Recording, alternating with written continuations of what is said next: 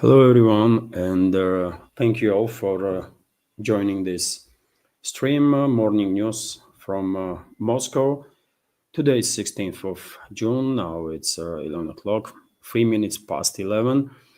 I'm little late today because I was updating my Telegram and Twitter X page until last minute, and I will share with you the information that I just posted there. And of course, there's so much is happening, so many news to unpack. As always, dear friends, if there will be any super chat on Rumble channel or some question through PayPal or Boosty, I will react on it. If I manage to do it during this stream, I will do it now. Otherwise, I will react during the next stream, but I'm not gonna miss out for sure. And so, yes, that's being said, let's start today's stream. And first of all, news from Middle East again, dear friends, because region is getting closer and closer to a regional war, as I was predicting for quite a while, and the veterans of our community will confirm that. We have this report from Zglad News paper that Iranian militaries conducted yet another retaliatory strike late evening last day, yesterday, and also during the nighttime, early hours of today. And the military logistical energy infrastructure of Israel was hit in areas of Tel Aviv, Haifa, Ashkelon, and a number of other directions. This is, as I said, retaliatory strikes from Iran, and that means Israel itself is also conducting attacks on Iran, targeting not just military infrastructure, but nuclear facilities again and again, and civilian facilities, by the way.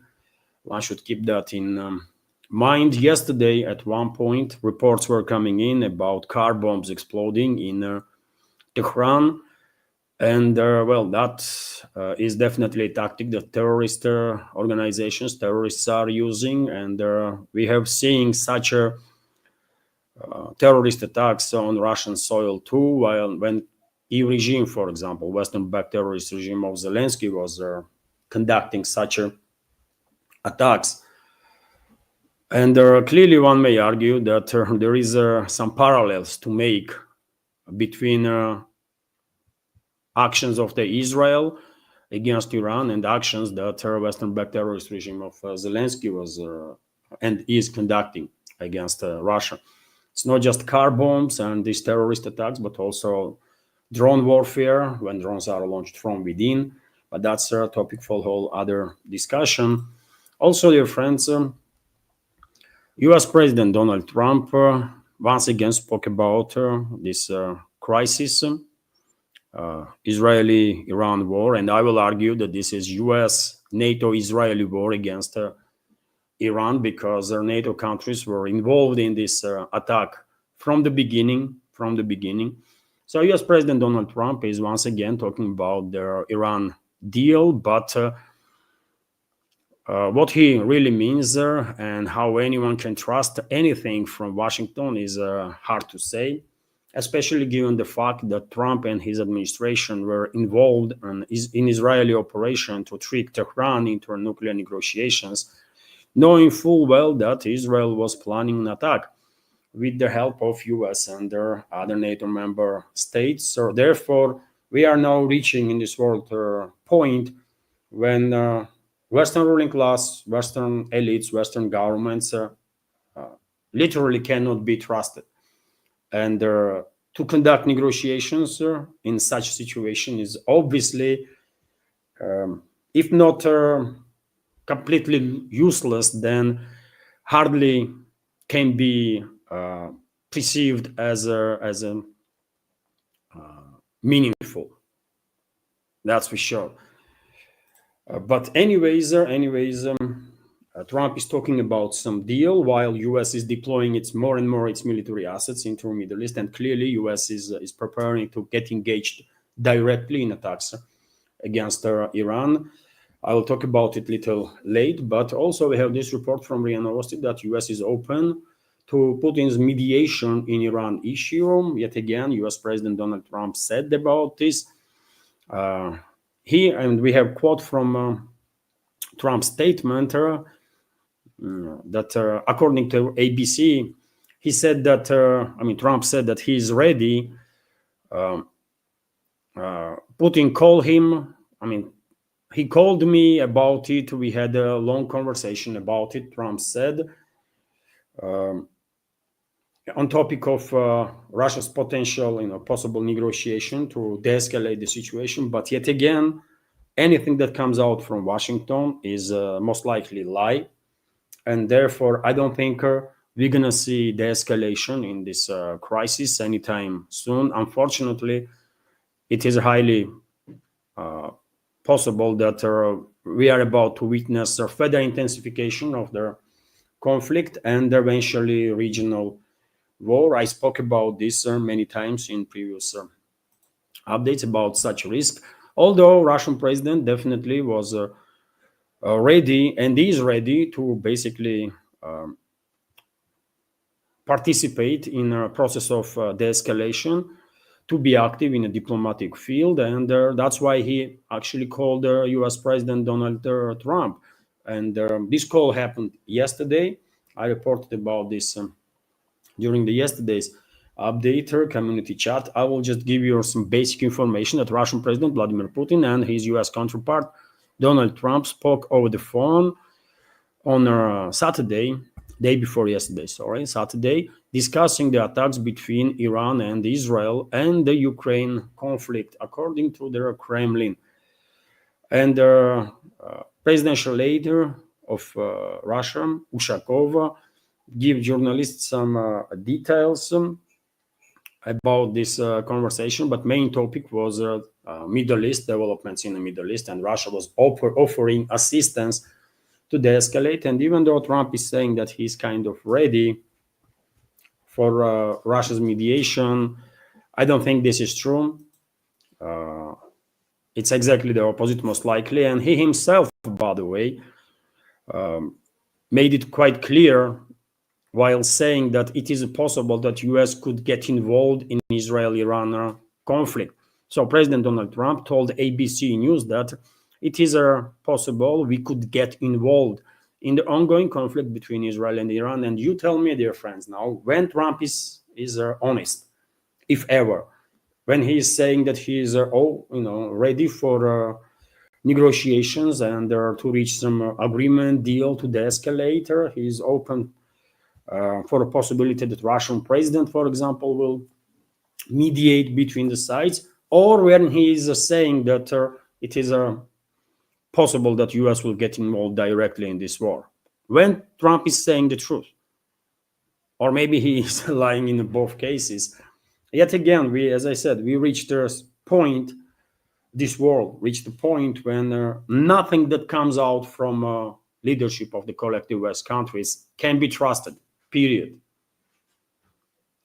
And this is extremely dangerous point to be. That's for sure. And on the very same matter, dear friends, we have this report that I shared on my Telegram and Twitter X page also, that US forward deploys dozens of aerial tankers and aim their possible entry into Israeli-Iran war.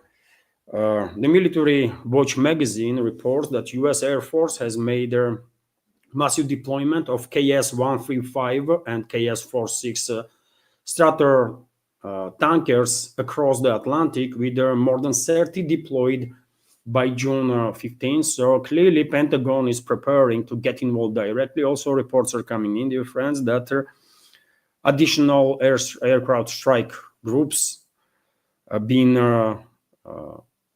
deployed now towards the Middle East. One aircraft carrier with a strike group is moving from Japan, I believe, and another one is also from the Pacific.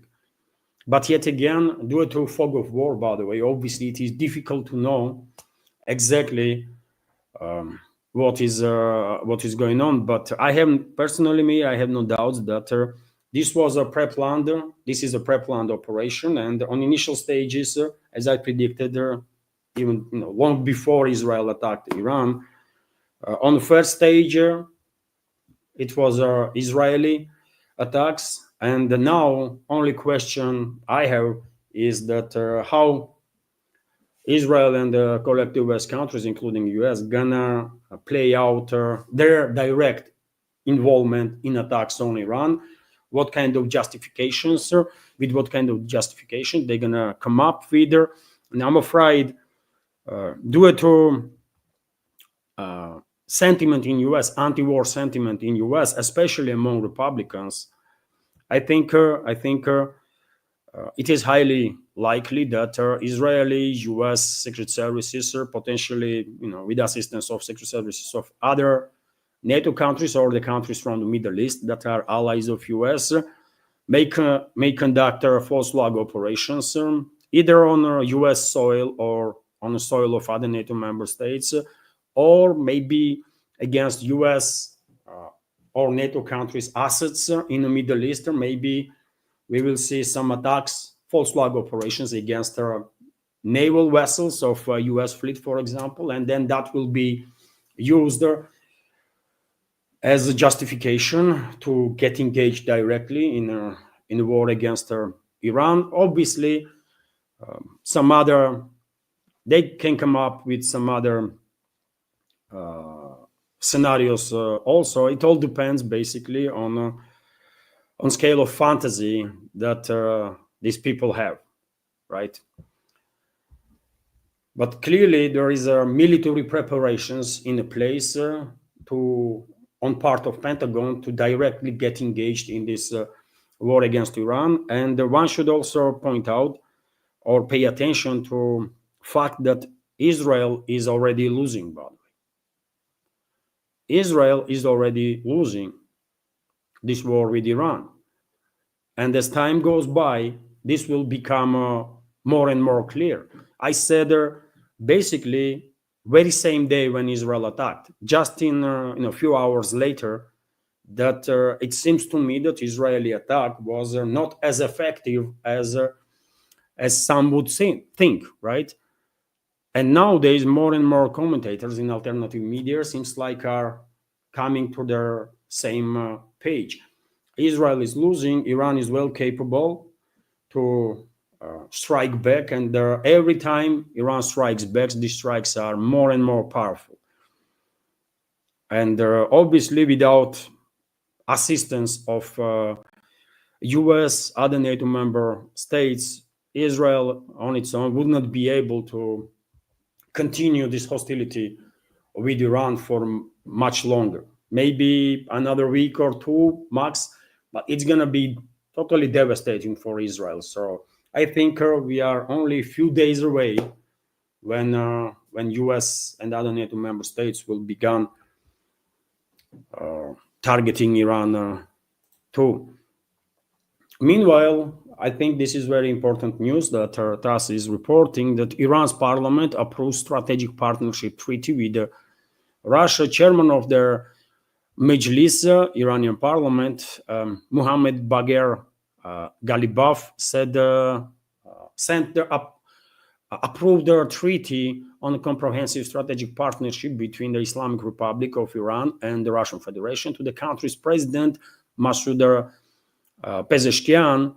The Iranian embassy in Moscow reported, and I guess either today or tomorrow, Iranian president will sign this treaty, and Iran and Russia will become strategical partners officially. Russian president, I believe, already signed this treaty. And what is also important is to highlight that according to Russian philosopher, public figure, Dugin, many of you are familiar with this name, of course.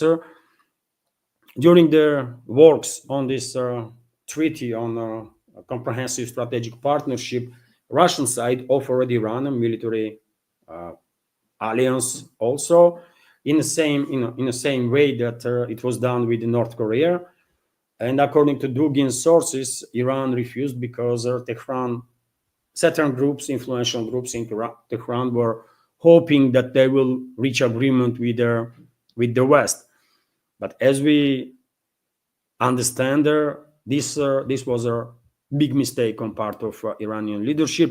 If this information that was provided to Dugin is correct, and I have no reason to doubt this report, right? Maybe in this treaty there is some secret parts about military partnership, and if so, then I can see why Iran will fast track now adopt this treaty. Also, even though, by the way, yesterday whole day, Iranian officials were saying that they are basically still open for negotiations, still are ready to conclude an agreement guaranteeing that Iran will not have nuclear weapons. Today, just a couple of minutes ago, news broke that Tehran believes that it is pointless to hold talks now aimed on ongoing Israeli attacks. This is a statement from Iran's foreign ministry, and yet again, this statement definitely has basis under it. What kind of negotiations might take place? About what? Exactly when US is preparing attacks on Iran, when other NATO member states are preparing attacks on Iran, and when Israel is already attacking, right? And secondly, one should keep in mind that, as I already said, Iran is winning. Iran is winning this war. And as time goes by, this will become more and more clear, by the way. Don't fail to Western propaganda or to Israeli propaganda. Attacks on Iran only mildly, only loosely can be called successful. They did manage to achieve some success. They targeted number of military officials, high-ranking military officials in Iran. They targeted their scientists, by the way, which is a war crime. If military officials are combatants, one may argue, even if during attacks on them, war crimes were committed, and it is the case, by the way. In Tehran, apartment building was destroyed by Israelis to target one military person that was living in that building, and in the process, they killed 60 people, including 20 children. This is a pure war crime and cannot be justified, right? It's a war crime. They knew they're going to kill dozens and dozens of civilians, but they did it anyways. And there are a number of such cases, right, already documented. But in the West, so-called journalists, so-called experts, public figures, politicians, they're not paying attention to civilian casualties. They are justifying these attacks because, well, militaries were killed as a result of it. But what about scientists then? According to reports, more than a dozen Iranian scientists were killed, assassinated by Israelis. Is that justified in any ways? Of course not. It's a war crime, right? It's a crime. Period. Cannot be justified. But I mean, we are talking about Israel, isn't it? Fascist state with a fascist regime that has no care about civilians, and already demonstrated that while killing tens of thousands of civilians, potentially hundreds of thousands of civilians, according to Lancet magazine, by the way, Western, respected medical magazine, hundreds of thousands of civilians in the Gaza Strip with this carpet bombings and total destruction of their area.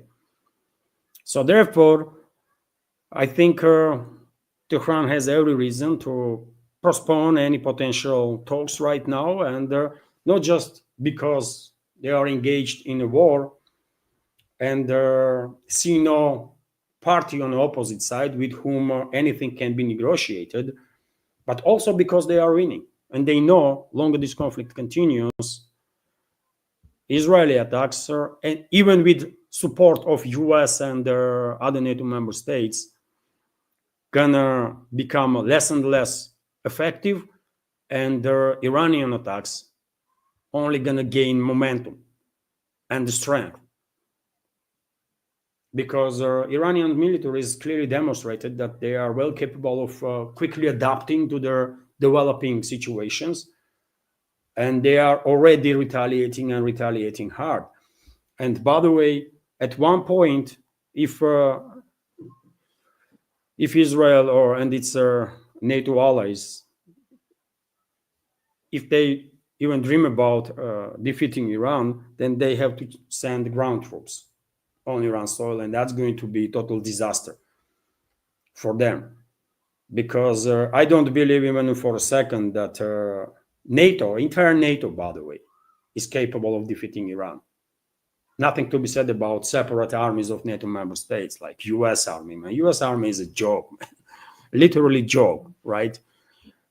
Yes, they can carry out some missile strikes or air strikes, but at one point, if they want to achieve success in anything, they have to send ground troops, and the U.S. don't really has a battle capable ground troops, just simply don't.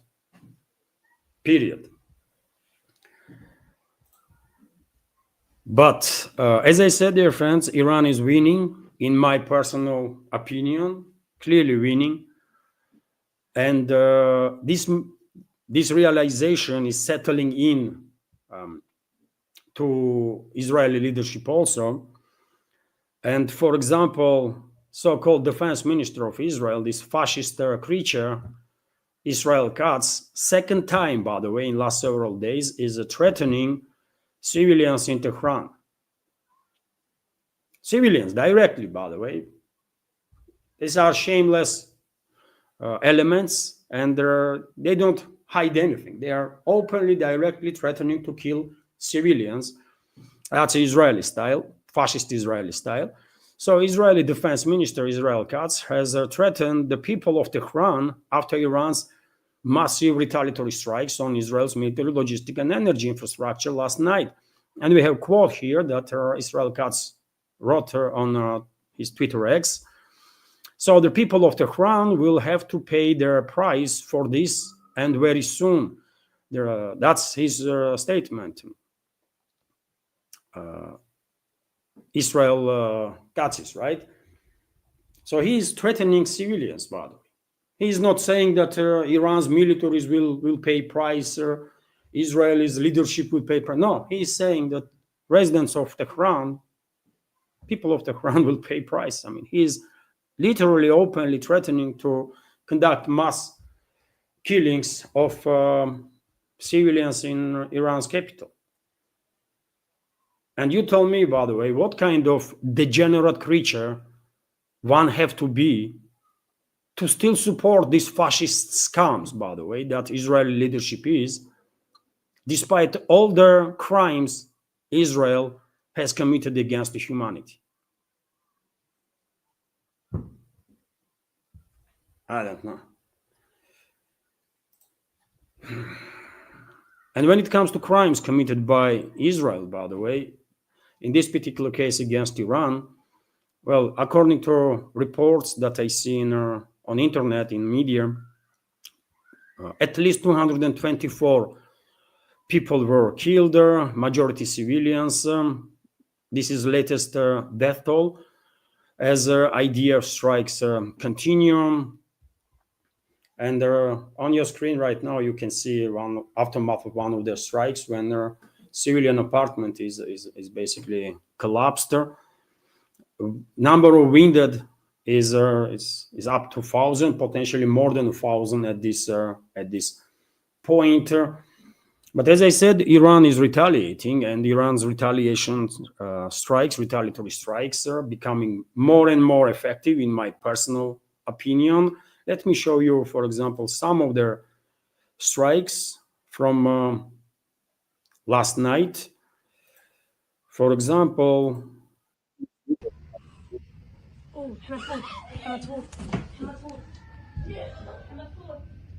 see how Iranian missiles are literally passing through interceptor missiles of Israel and still hitting their target.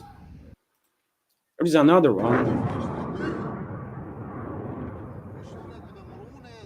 according to reports on those videos, you can see destruction of the air defense battery of Israel.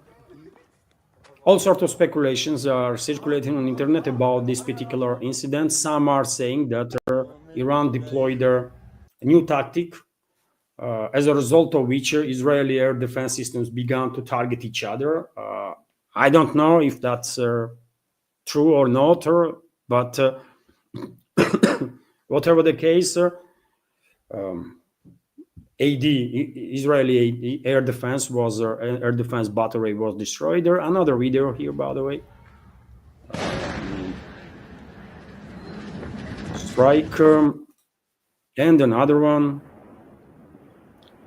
On this video, you can see moment when Israeli military is launching interceptors, and sky is lit up with all those missiles and the explosions. Same time, you can see explosions. So strikes are happening, and Iran is actually increasing strikes, and these strikes are becoming more and more powerful, as far as I can tell. And by the way, we are seeing strikes usually. I mean, all these videos are coming from urban area, but very rarely anybody talks about strikes that Iran is conducting on military airfields, on military facilities of Israel that are little far away from urban areas, little isolated. And yesterday I saw, for example, day before yesterday, I saw photos, satellite imagery, on which there was an Israeli air base, and every single hangar, by the way, where planes supposed to be hidden, was struck, at least either once or twice. Every single hangar, by the way.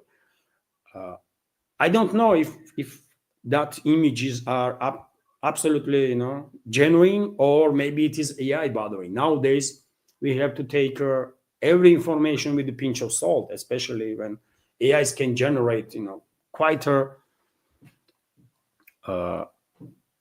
can generate images that even experts may struggle to distinguish, are they real or not. But obviously, Iran is conducting strikes on military and logistical infrastructure of Israel. And I think once this conflict will end, we will find out how effective those strikes were. And I think those strikes are effective. Also, there was a report, dear friends, that Iran shut down, intercepted yet another Israeli drone, MQ-9 Reaper drone, close to Iraqi border. And seems like as time goes by the way, even air defense systems of Iran are beginning to operate more and more effectively. So that's also something to keep in mind. But as I said, strikes continue in a number of directions. And in Tel Aviv, by the way, as a result of a strike of Iranian missile on military infrastructure, military and logistical infrastructure,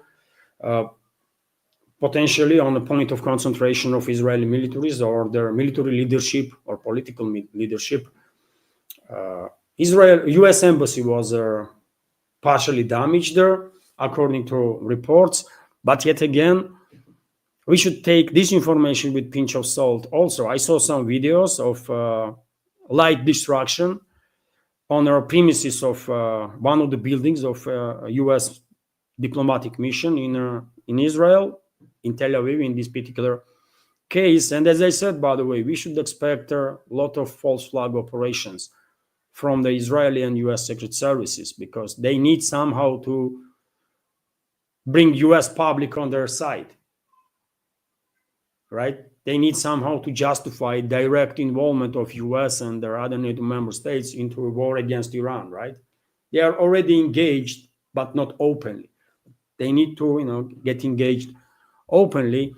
And maybe this situation with a diplomatic building is one of those false flag operations. Who knows?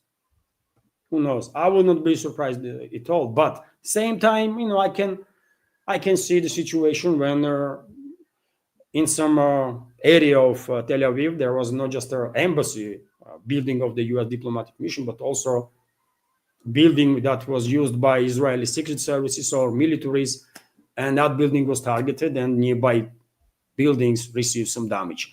Also a possibility. Meanwhile, France, Russian embassy in Israel recommends that Russians leave their country. There is an opportunity to cross the border with Egypt through a 24-hour border crossing, and I think it will be a very wise decision on part of Russian citizens in Israel to flee this country and do it now. Definitely, that would be a wise decision. And everybody, by the way, I mean, it is not time to be a tourist in Israel. I know it's many holy places there, Jerusalem, by the way, and so on. But war is going on, and now it's not time to be a tourist in Israel. RIA Novosti is also reporting that, well, as I already said, dear friends, Iran intercepted Israeli drone on Iraq, close to Iraqi border. It was, according to reports, MQ-9 Reaper drone, not the first, and I think not the last one. Yesterday or day before, there was also reports about destruction of another similar type drones, and according to initial reports, one drone was Israeli and another one was a US drone. But I didn't see any official confirmation of this information. So therefore, anything that comes out now, due to fog of war, anything that comes out from the region should be taken with a pinch of salt, of course. Also, RT is reporting, and I think this information is important, that Pakistan calls for Muslim states to unite against Israel. Some people, but Pakistani defense minister, by the way, Hawaj Asif has called on the Muslim nations to unite against Israel following its strikes on Iranian military and nuclear sites. He warned that failing to act collectively would only encourage further attacks across the Middle East. He has a point there. But one may argue, well, even though Pakistan is run by militaries, these militaries are controlled by US, these militaries are engaged in a cooperation with the Israeli side. So therefore, the statement of Pakistan defense minister means nothing. But I have a different take on that.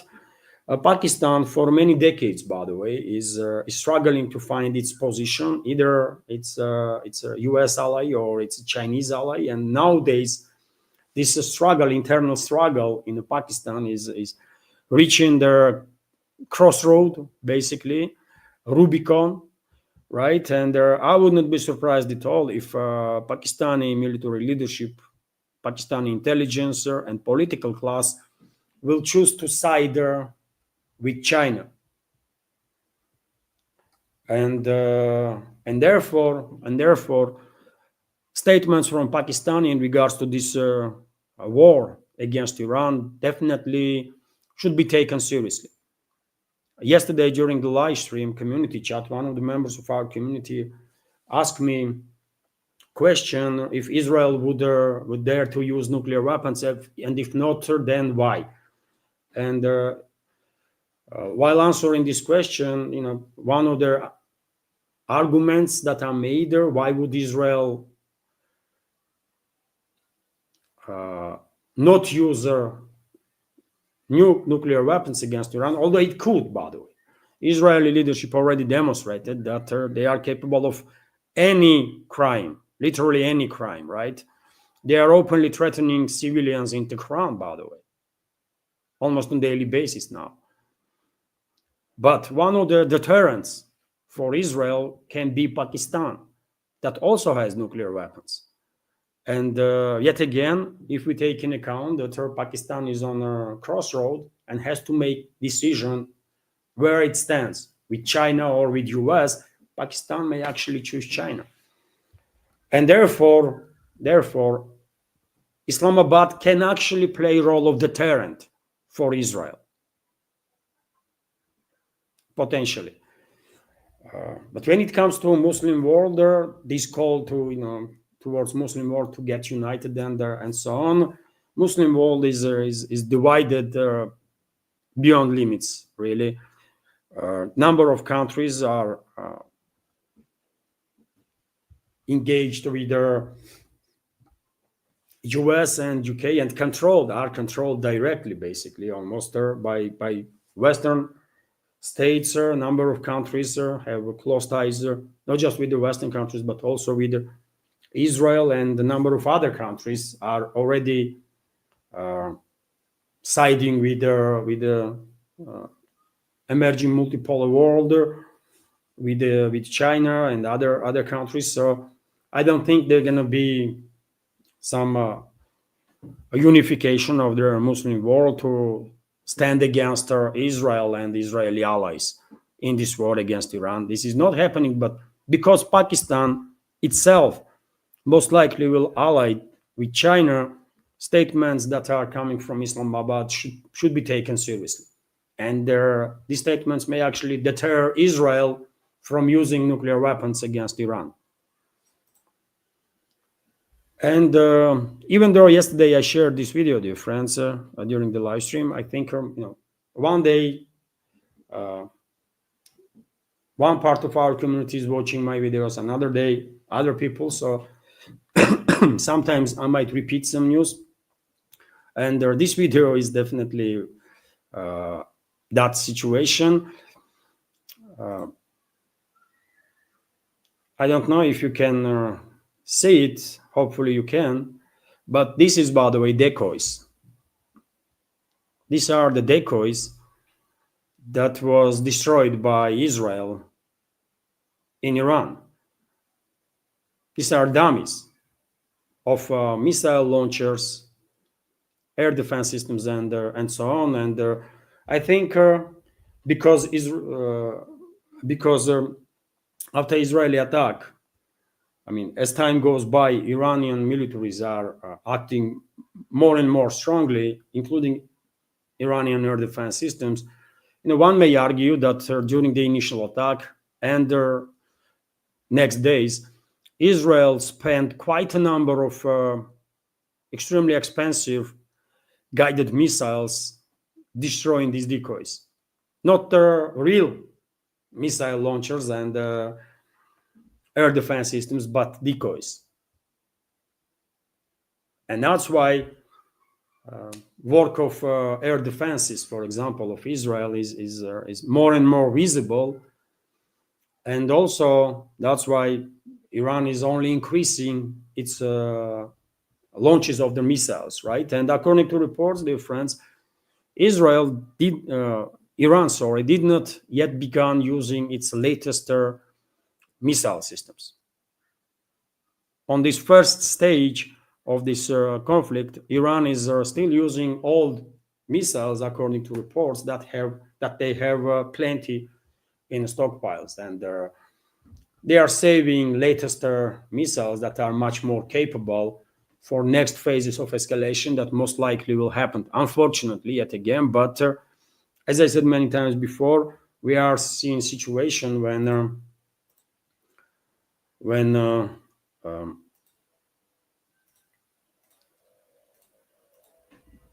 Israeli leadership and the Zionists also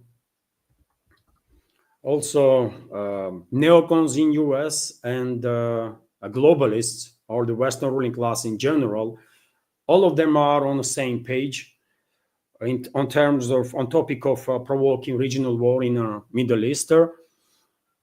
And they all have different reasons, but they are still on the same page. I explained my take on the situation quite a few times before. Therefore, I think we will see further escalation, and most likely we will see not just direct involvement of US and other NATO member states, but also Israeli secret services, US secret services, British secret services will try to provoke war between Iran and Saudi Arabia, between Iran and the UAE, between Iran and Qatar and Bahrain and other regional countries, because that's the way they can provoke regional war full-scale regional war, and that's the way globalists or the Western ruling class can really shut down navigation for a long period of time in the Persian Gulf and through Hormuz Strait. And that's their goal, by the way. Israel might have different goals. Israel just want to destroy literally everybody around it, either control or destroy, right? That's the only way they can dominate in the region. But U.S. neocons and Western ruling class and globalists, they have different agenda. They don't care about Iran or Israel. What they care is to somehow harm China. And that's why they want regional war to be provoked, navigation to be shut down in the Persian Gulf and through Hormuz Strait, so that China would not be able to receive energy from this region, which is definitely going to be a colossal hit on Chinese economy. Not a fatal hit, but colossal hit on Chinese economy and also on the world's economy, for sure. But Western ruling class is, as far as I can tell, Western ruling class in their sick mind is fighting for their survival. They are fighting to maintain their dominance in this world, and they are not capable of compromising. So they will most likely try to go all the way, right?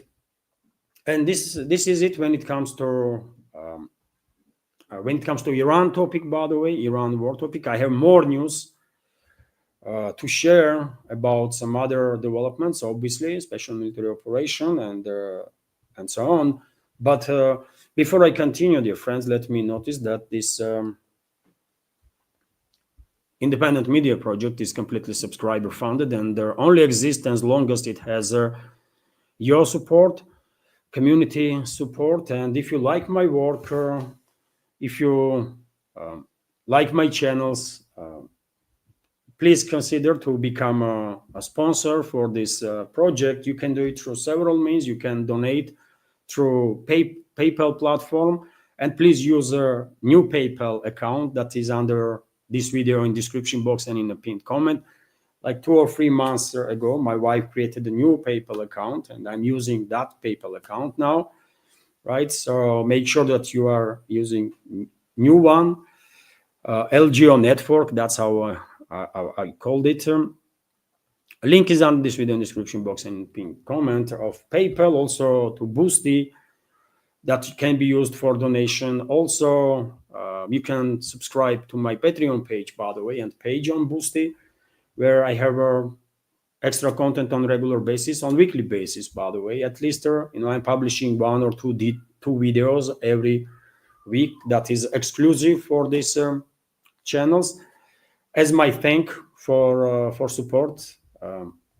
And if you ask me, dear friends, I would, which way would I prefer supporter? I will say Patreon for sure, because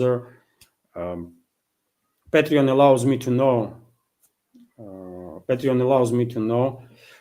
With what funds I'm working for next month. So I would prefer Patreon, of course, but it's up to community, obviously. I hope our Patreon community will at least double sometime in the future, so that this project would not be on a line of survival constantly. And there is also crypto, dear friends. If you are good with crypto, quite a few times I had received donations through crypto also. Many thanks to everybody, of course, who already helped and continues to support and allows me to work in this field of news and political commentary. Hopefully, I'm doing good job. I'm bringing news from Russia, relevant news from Russia, and Russian or pro-Russian point of view also, which is a quite rare stuff on internet nowadays, isn't it? At least in English-speaking segment. That's been said, dear friends. Let's continue now. And was there a question? Blorp, thank you very much for your super chat on Rumble. Coffee. Question is coffee. Well, thank you for your donation. And well, after this live stream, well, I will definitely have some coffee. Thank you. And so, dear friends, let's continue with some more news. And RT is reporting that former Trump ally Ada calls for America first over Israel. This person is still Trump's ally, by the way, I believe. But more and more people, more and more public figures in US clearly are disappointed with the Trump. And I guess it's only a matter of time. And Steve Bannon will also began confronting Trump openly. U.S. should pursue its own interests rather than those of Israel. Steve Bannon, a former aide to U.S. President Donald Trump, has stated, warning that the new escalation in Middle East could potentially drag Washington into a war with Iran. And he is absolutely correct. It's not just potentially, but it's seems to me inevitable, absolutely inevitable. This was a plan from the beginning, and I guess my reading of the big picture was correct when I'm many months ago was saying that Western ruling class is pushing Middle East towards the regional war. We are seeing now these developments, right? And the only way regional war can be avoided is if assessments of the U.S. militaries and intelligence and militaries of other NATO countries and also Israel are extremely negative on results of first phase of these attacks on Iran. They might just simply scare to continue because if they are not complete morons, and they could be, by the way, but if they are not complete morons, they would realize that this initial phase of this war that was started by Israel was basically largely a failure. So that might actually scare off these regimes in Israel, in the NATO member states, to further escalate. But question is, what would the true decision makers, globalists, what they will do, right? Because if globalists and neocons gonna order Trump, for example, to send in troops, that's what he's gonna do. Even if U.S. intelligence and militaries will say, don't do it because we're gonna lose. But Bannon definitely correct, by the way, 100%. U.S. should prioritize interests of its own people. But when last time U.S. has a president that really cared about people, about them, or the U.S. interests? I don't know. Definitely not in my lifetime, right? And also interesting news, I spoke about it yesterday also during the live stream community chat, that an Airbus A330 cargo aircraft departed from Guangzhou province in China, and once it reached through Turkmenistan airspace, Iran's border turned off the transponders so that we just could not know where this plane landed. But rumors are circulating that China is already beginning to transfer to Iran certain tools that Iran might need to deal with its enemies. And also, I guess China would love to have a radar trace of F-35s. Chinese militaries have a unique opportunity now to send their teams into Iran and equipment to track basically operations of F-35s, potentially other fifth-gen aircrafts. Once U.S. will get involved in this war, obviously they're going to start using F-22s too, right? And China will have opportunity to study this equipment up close and personal. But also, as I said many times before, Iranian people have friends worldwide, and not just in China, by the way, in Russia, elsewhere. And because collective West harmed so many million people worldwide just in last few decades, not to go deep into history, but even last couple of decades are enough to understand how many millions of people were harmed as a result of actions of the collective West. There are obviously so many groups and the people that would love to retaliate, and so Israel will clearly receive all the necessary support to repel these attacks. No questions about that. And if it comes to ground war, by the way, if collective West will dare to send ground troops, which I still doubt, by the way, and I doubt that because according to reports I see on internet, whenever there was exercises in US, but for example, Pentagon was losing tens of thousands of troops and also war. Never in these exercises US managed to win the war without massive deployment of nuclear weapons. So therefore, I think US and other NATO member states will get engaged in direct attacks on Iran, but when it comes to further escalation, I don't think they will dare to send ground troops, at least now. Most likely what they will do is they will provoke war between Iran and its neighbors. Saudi Arabia, UAE, Qatar, Bahrain, Jordan, maybe Turkey will get involved also. And remember, a couple of weeks ago, when Trump went to Middle East, what I said, he is clearly trying, his team, by the way, is clearly trying to negotiate with local leadership in the Gulf kingdoms to either, and demanding from them to either stay neutral or to actually assist US and Israel during their inevitable attack on Iran. And I was correct, by the way, right? And remember what I was saying when in regards to Turkey, US made quite a number of steps towards Turkey lately, used its influence to strengthen the position of Turkey internally and on a regional scale.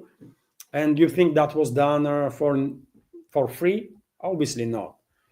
Probably US was demanding in response Turkey to either stay neutral or to even participate in attacks against Iran. And I'm afraid that is going to be focus of Western intelligence services, Israeli intelligence services in upcoming weeks and months, because Israel and the US, UK, France, they can bomb Iran for weeks on end, but they're not going to defeat Iran with aerial strikes, right? Missile strikes and so on. If they send ground troops, they're going to lose. So, and because if we keep in mind that they want navigation to be shut down in the Persian Gulf, what is the best way to achieve this but to create a regional war between the neighbors? I mean, on one side of Persian Gulf is Saudi Arabia, UAE, Qatar, Kuwait, Bahrain. On the other side is Iran, right? The war between them is 100% killing the navigation in the Persian Gulf, and that's going to be a big strike on China, for sure, Chinese economy, world economy, but globalists are focused on China, first of all. Anyways, dear friends, let's continue. And TASS News Agency is reporting on very same topic of Hormuz Strait and the Persian Gulf. Iran considers closing Strait of Hormuz after Israeli attacks. Iran is considering the possibility of closing the Strait of Hormuz after attacks by Israel. This was reported by Ismail Kosari, a member of the Iranian Parliamentary Committee on National Security and Foreign Policy. I think this is a warning shot, basically, from Iran.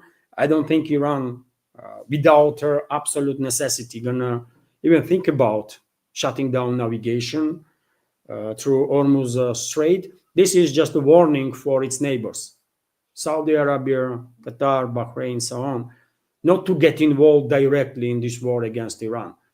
Tehran is already upset that these countries, regional countries, are providing partial assistance to Israel and US in their attacks on Iran. But if they will begin providing military assistance, well, that's going to change whole calculus in Tehran. And obviously, in that case, Iran will retaliate and retaliate big, right? And navigation will be over in the Persian Gulf for quite a while, right? So this is a warning shot, and hopefully, capitals, leadership of regional countries will listen, because it's neither in their interest, isn't it? Strait of Hormuz to be shut down and a regional war to happen. After all, a couple of years ago, China quite successfully broke a deal between Iran and Saudi Arabia. And since then, relationships between Tehran and Riyadh was just improving. And even though UK, US has a huge influence on Saudi leadership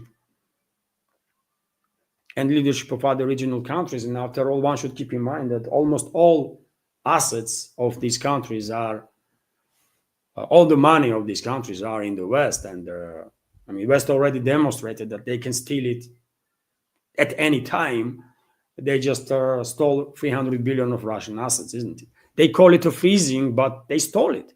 Russia cannot use it, and they are actually stealing the profits, and according to some reports, they are now stealing assets too. So West already demonstrated that they are well capable of doing so, and the threat of that probably will be enough to keep leadership of Saudi Arabia, UAE, Qatar, Bahrain, Kuwait in check. And that's why I was saying that it was absolutely essential for BRICS member states to come up with alternative financial and the banking system. And it will be done at some point, but it was needed yesterday, for God's sake, right? But anyways, what I want to say is that West has quite significant leverage over these countries, and they're in the Gulf, and they might use this leverage to actually provoke war between them and Iran. So we should keep that in mind too. And in that case, oil prices might reach $300 per barrel. I was predicting $150, $200 if Strait of Hormuz is shut down. But Iraq come up with a different figure, $300 per barrel, which is crazy, isn't it? So escalating tensions in the Middle East and the potential closure of their Strait of Hormuz could drive oil prices up to $300 per barrel, Iraqi Foreign Minister Fuaid Hassan warned during a phone conversation with the German Foreign Minister Johann Wadenpool. And I don't know on what calculations this number is based, $300, but oil-producing countries should know better than I know, right? What's gonna happen on the oil market and where price is gonna go if Strait of Hormuz is shut down.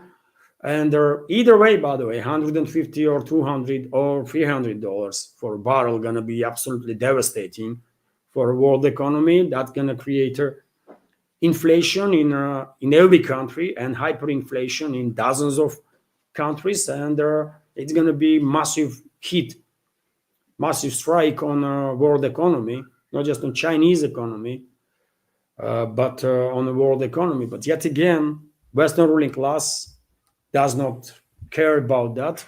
They want to maintain dominance in this world, and they are losing the grip over this world, right? And the only way, as far as I can tell, the only way they think they can maintain their relevance is to destroy basically all their potential concurrents, right? All the potential competitors.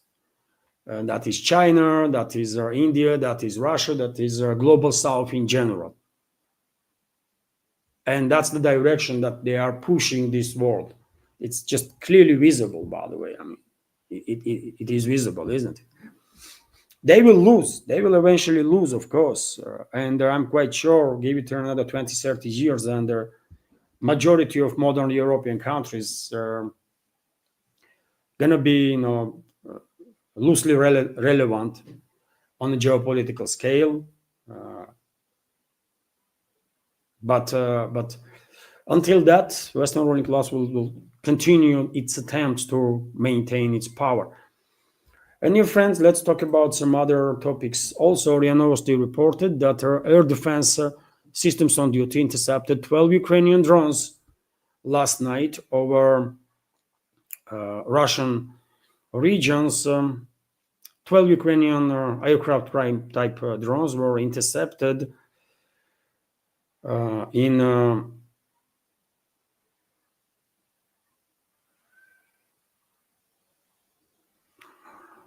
the period from 23:55 Moscow time to June 15 to 2:45 Moscow time. Air defense. Why they are writing this way? This news, by the way, on RIA Novosti, it's freaking crazy. Anyways, 12 drones were intercepted, by the way, let me say this way. 11 drones over the Ariol region and 1 drone over the Voronezh region. No reports about casualties on the ground at this point. RIA Novosti is also reporting that Russian armed forces liberated Ulyanovka settlement. I mentioned this yesterday during their stream. So this is Ulyanovka settlement, by the way, on the northern eastern flank of Pokrovsk-Mirnograd agglomeration, and Russian troops are advancing basically all along the front line with no exceptions and improving their positions. Today, this morning, I saw reports that 40-kilometer wide front line, on 40-kilometer wide front line, Kiev regime's defenses are collapsing in a DPR. And also reports are coming in about collapse of defense lines of Kiev regime on a number of other sectors. And if that is the case, then in upcoming days, most likely we will receive even more information about settlements being liberated. And for example, we have this report from TASS that military expert Andrei Marochko stated that Ukrainian armed forces line of defense on the LPR borders is also completely collapsing. And if that is the case, I guess maybe even before end of this week, LPR will be completely liberated from enemy forces. I remind you, dear friends, that 98-99% of our territory of Lugansk People's Republic is already liberated. It's only small fragments of the region where Kiev regime still has its presence. And if Marochko's report is correct, and Kiev regime's defense lines are collapsing in that area, then probably before end of this week, LPR is going to be completely liberated. Also, we have this report that Trump will meet with Zelensky on the sidelines of G7 summit in Canada. This was confirmed by White House. And this summit is taking place today, by the way. I mean, it started yesterday, I believe. It will end tomorrow. And either today, either tomorrow, Trump and Zelensky will probably have a chat. Okay.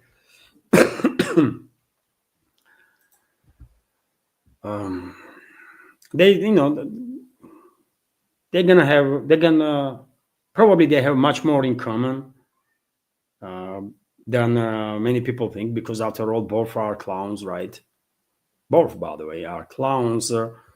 One is a little more successful, another is a little less, but either way, the clowns can find the topics to discuss. That's all I can tell about these creatures. TASS news agency is reporting that Russian Orthodox Church condemns violence against the Moldavian clergy who opposed LGBT march yesterday. And by the way, this Brussels Western controlled fascist regime in Moldova, by the way, under the leadership of Maya Sandu, was committing tremendous crimes yesterday. I saw some videos when kids, by the little kids, were beaten up, thrown on the streets. Priests were beaten, by the way. Some horrific images from Chisinau or Chinsau, whatever they call their capital. I call it Chisinau, by the way. So, understandably so, Russian Orthodox Church reacted on that, and I believe it is, I mean, all churches worldwide, all canonic churches worldwide should react and condemn actions of this criminal regime in Moldova. They cannot attack civilians, they cannot attack children, they cannot attack priests. And in Moldova, by the way, Orthodox Christians being and Orthodox priests, by the way, being prosecuted more and more often. They are clearly choosing path of this Western-backed Nazi regime in Kiev, right? And they're going to suffer, and they're going to suffer big time. They're going to pay price for these crimes.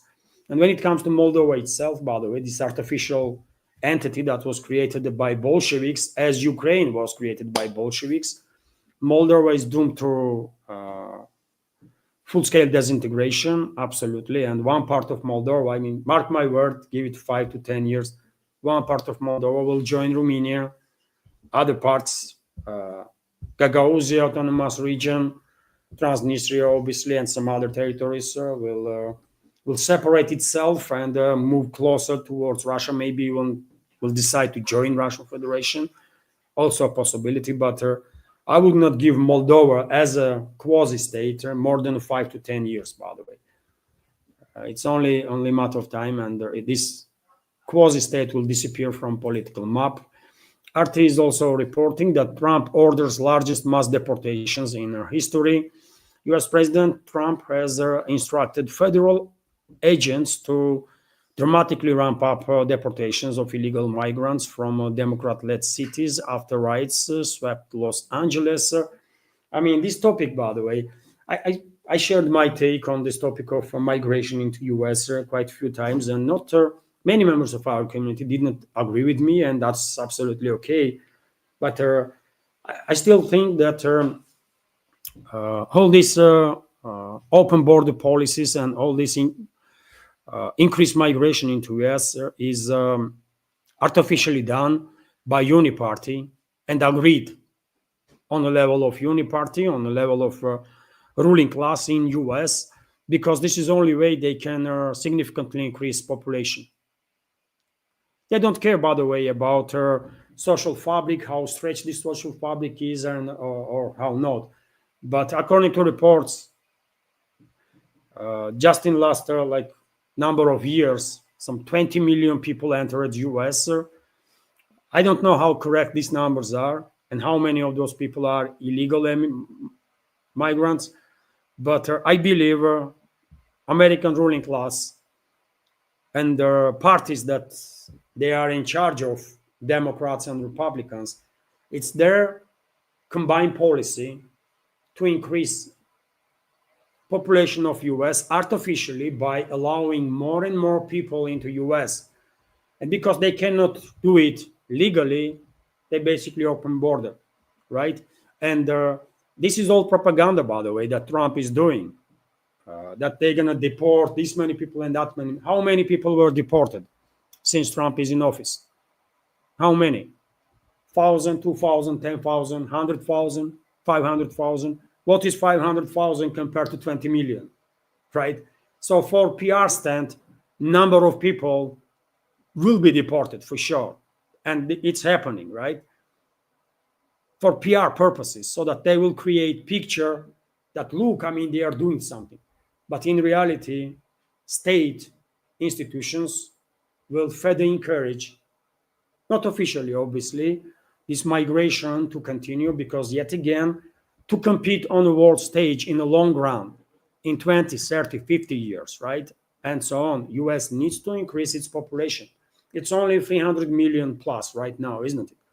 And US needs somewhere around at least 500 million plus to maintain its relevance on a geopolitical scale in 3 to 5 decades, to basically maintain big enough economy to be relevant, right? some people may not realize, but economies like 300 million are people are not that um, exclusive for this planet. Indonesia has more people, by the way, and more potential, right? Nothing to be said about China and India, right? So that's what is happening, in my personal opinion.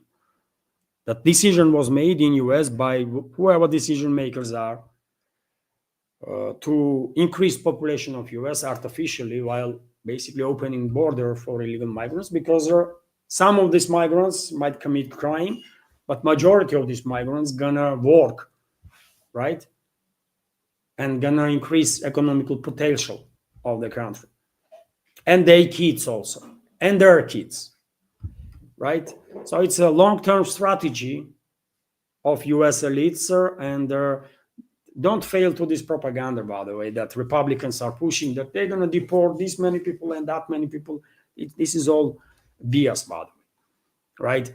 When Trump is saying that we're going to shut the border for 12 countries from this region and another 25 from that region, I mean, people from those countries were not taking visas to come to US, usually.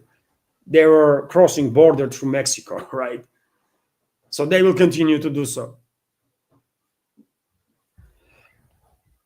Anyways, this is my take, dear friends, on the situation. For PR stand, for public relations, they will deport maybe even, like, I don't know, really 100,000 or 500,000 people, but in reality, border will still be open, and migrants will still pour in 100%. This is not stopping that. And I will end this update on this news, dear friends, this news segment.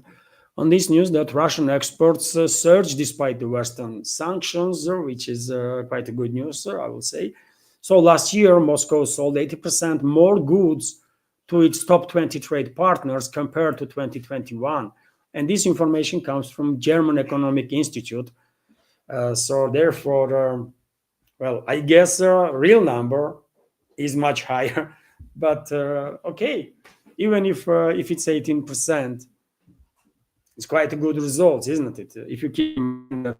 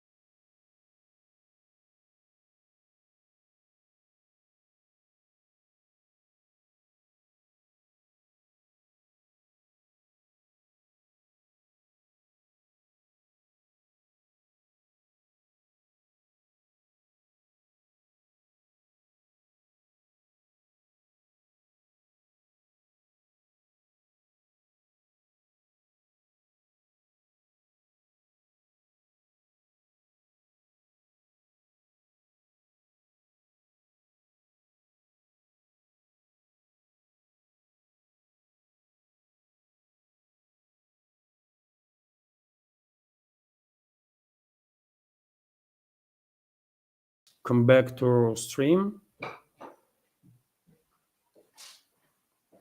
Am I online again? Sorry, dear friends, there was some error with the internet, but hopefully I'm back. And so, yes, new segment is over, and because Anna, was there any super chat? No.